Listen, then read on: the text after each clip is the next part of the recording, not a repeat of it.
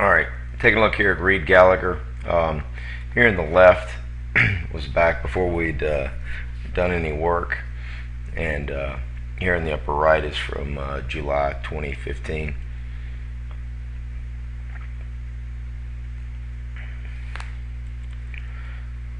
We can see, very different swing pattern that we've been able to develop. And it's easy to see here at contact how much closer we are to the high level major league type of pattern versus where he was before. And the interesting thing is, he's got this tilted position, this leverage position, and it comes from really trying to drive with the back leg, whereas before he was trying to kind of, the idea was not to get out front, and yet he's getting out front. So the point is, in order to have this kind of quality leverage or this quality tilt, where here his spine was forward and here our spine is tilted back, in order to have this quality tilt, it's got to be balanced with quality leg drive. Okay, and so by working on driving with the back leg and hitting against and behind that front side, again, it's the back leg's like our accelerator and the front leg is the brake. We can start to get this pattern that the major leaguer has.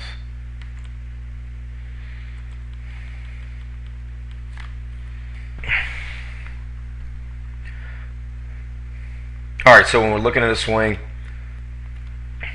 we're trying to work on a swing, we really want to break down three areas: the back leg, the back arm, and the front side. Okay, and we'll start with the back leg. The back leg, really simple. It's got to get ready and go every time.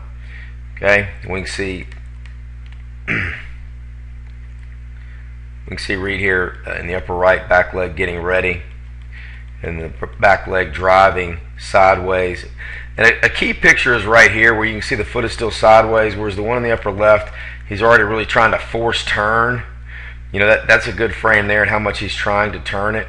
And in the upper right, we can see it's already unweighted, telling us that he's driven off of it. He's using it more to put energy into the ball, to drive with it, as opposed to just turn it. Okay, and that's all the leg has to do. It's got to get ready and it's got to go. Okay, so now let's look at the front side. We want that front side to stay square. We want that front knee to stay well behind the front foot. Okay, and we can see here on the right how much the toe is pointing. In the upper left, the old swing, we can see how much the toe is pointed out to the pitcher, whereas here we're more closed off. There's still room for improvement there, as I still see the front foot is kind of moving away from the line. And also I'd like to try to calm that leg down a little bit. There's a little bit too much going on at the knee joint. I'd like to calm it down a little bit. Okay, we have a real good solid base on the front side. Over here, the kneecap is already out at the pitcher. And again, also talking about the front side, we're trying to kind of slice the body in half here. And we want to feel like knee is behind foot, hip is behind knee, head stays behind everything else. You can see how much the forced turn is causing the head to get out front here in the upper right. Okay? Keep the head back, and I can see, we want to see a bracing effect. Lines up much better with the pro here. We see the chest more on the ball here. We can read the back of his shirt. So again, our simple key for the upper half is we want a lot of tilt and don't force the turn. We want tilt, not turn, out of that front side or out of that upper half. Okay, let's look at the back arm now. Again, major differences here. We want a lot of activity at the shoulder joint, which is going to move the elbow up. In the old swing, we had no activity at the shoulder joint. The back elbow, if you will, was dead. Okay. The other thing that we see, our bat now is stacked on top of our hands, much closer to what the major leaguer does. So you can see how well we're lining up now versus what we were doing before. Here the bat is back, it's very heavy, the elbow starts to widen, it's a long swing with a heavy bat.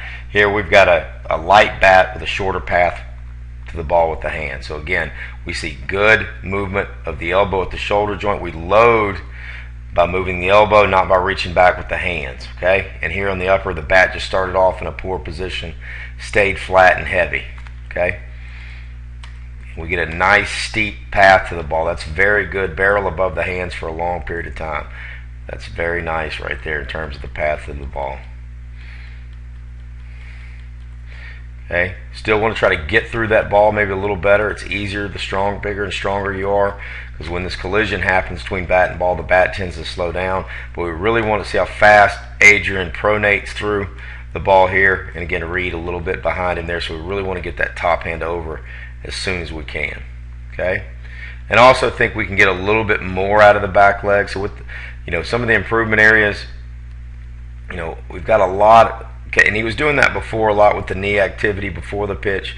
I'd like to settle some. That's part of his rhythm, but I think we could find a little bit better way to produce some rhythm and relaxed movement in the pre-swing. Also, I'd like to see that back leg go more before the front foot lands. I'd like to see the front foot not go away quite as much. The bat path is outstanding. We could maybe even lower the hands a little bit more. The bat path is stacked and outstanding through it. Okay, and we need to consistently get this much tilt. I don't know if we're in the games getting quite this tilted.